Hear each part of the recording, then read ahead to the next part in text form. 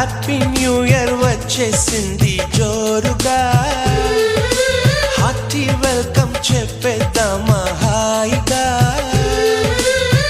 కొత్త కొత్త ఊహల్లో తెలిపోటియా, మనసులోని ఆశల్ని పంచుకో బ్రదర్.